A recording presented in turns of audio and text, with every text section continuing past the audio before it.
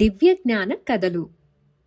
ఒక కోతి చెట్టుపై కూర్చున్న కొండెంగ అంటే కొండముచ్చుతో, ఏమన్నా, ఈ చెట్టు కింద ఒకటే రాతిని కొడుతున్న శబ్దం వస్తుంది, ఏమిటో తెలుసా? ఓ, అదా తమ్మి, ఒక శిల్పి రాయిని చెక్కుతున్నాడు, బండరాతిని ఒక అందమైన విగ్రహంగా మలుచుతున్నాడు అంది కొండెంగ. అబ్బా, అంత గొప్ప పనే అన్నా? చాలా జాగ్రత్తగా ఏకాగ్రతతో చేయవలసిన పని కదా అని కోతి అనగానే, అటు చూడు, రాముని విగ్రహం తయారవుతుంది.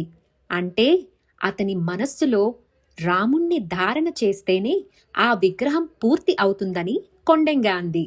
అవును, ఇదిగాక మట్టి, కర్ర, పట్ట ఇలా రకరకాలైన వాటితో కూడా చిత్ర విచిత్ర బొమ్మలు చేస్తూ ఉంటారు కదా.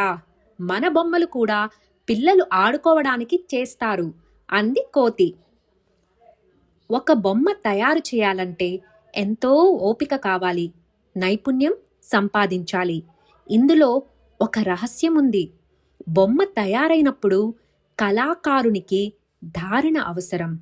బొమ్మ లేదా విగ్రహం ఎంతో మంది ధారణ చేయుటకు బాగా ఉపయోగపడుతుంది. కళలన్నీ అంతే. శిల్పాన్ని నలువైపులా చూడగలం. వస్త్రాలు, ఆభరణాలు, పూలదండ ధరింపచేయవచ్చు. ధారణలో శిల్పానికి ఎక్కువ ప్రాధాన్యత ఉంది. అందరినీ తొందరగా ఆకర్షిస్తుంది. ఏకాగ్రత తొందరగా లభిస్తుందని కొండెంగ సవివరంగా కోతికి చెప్పింది.